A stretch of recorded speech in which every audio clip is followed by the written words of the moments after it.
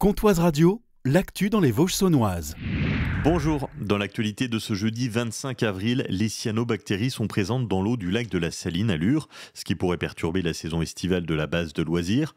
Les cyanobactéries sont naturellement présentes dans le milieu aquatique et le danger provient de leur prolifération, pouvant les rendre dangereuses pour l'homme et les animaux. La communauté de communes du pays de Lure a surveillé le plan d'eau durant la saison hivernale. Les cyanobactéries sont bien présentes, des analyses sont en cours pour savoir s'il y a un risque ou non. La Comcom qui a pour objectif de trouver une solution viable vis-à-vis de cette situation.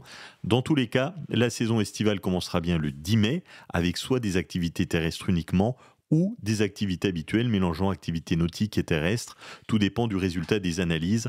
En moyenne, ce sont 4000 personnes qui profitent des activités de la Saline sur la période estivale. À Villers-Sexel, la maire Barbara Boxtal démissionne de ses fonctions pour convenance personnelle. Elle avait été élue en mars 2020. Les élections pour désigner son successeur se dérouleront le 9 juin, en même temps que les européennes. En attendant, l'intérim est assuré par Gérard Chapuis, le premier adjoint. C'est une petite révolution qui se prépare dans le monde du travail. Une fiche de paye simplifiée. Elle a été dévoilée par Bruno Le Maire hier dans le journal de France 2. Elle passera de 55 lignes à une quinzaine. Pour le ministre de l'économie, l'objectif est que ce document soit clair, simple, lisible pour le salarié où il voit ce que paye le chef d'entreprise, ce que lui touche, ce qu'il paye comme cotisation sociale, ce qu'il paye comme impôt et ce qu'il lui reste à la fin du mois. Aucune date de mise en application n'a été donnée.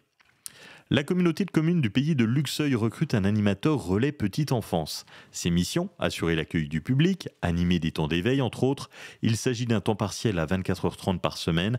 Pour postuler, c'est avant le 12 mai. Vous avez le lien sur la page Facebook de la Comcom du pays de Luxeuil. Et puis ce beau geste de deux frères pilotes, Thibaut et Valentin, qui participaient ce week-end au rallye de la Luronne. Ça se déroulait entre Foucognier-la-Mer et le mont de Fourches. Pour chaque kilomètre qu'ils parcourent en spécial, ils offraient 2 repas au restaurant du Cœur. Au total, c'est 300 repas qu'ont offert les deux pilotes. Ce dimanche, à Plancher-Bas, se déroule la première édition de la Handicolor, un événement organisé par l'association ALC Fitness 70. Un parcours de 5 km adapté aux valides et aux personnes handicapées. Mylène Chipot, membre d'ALC Fitness 70. C'est une course adaptée à toutes les personnes qui sont en situation de handicap ou non. Justement, c'est pour ça qu'on a fait sous forme de marche.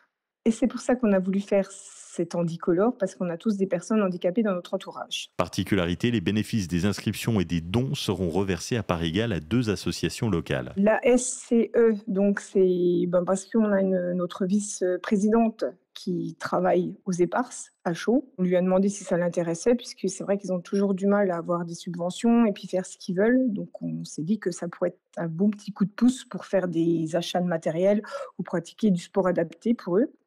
Et la Haute Patata du Cœur, on le connaît vis-à-vis de son fils, du président qui est autiste. Et ça nous tenait beaucoup à cœur, parce que pareil, on a des adhérents qui font partie de cette association. La Handicolor, c'est dimanche en présence de la marraine de l'événement, Katia Pouret, triple médaillée en natation handisport au championnat de France. Vendredi soir, c'est Venise à Luxeuil. La première édition avait cartonné. Il y aura des nouveautés pour la deuxième. Nous vous les présentons dès midi dans notre podcast agenda sur comtoiseradio.fr et sur vos réseaux sociaux préférés. Passez une très belle journée. À bientôt.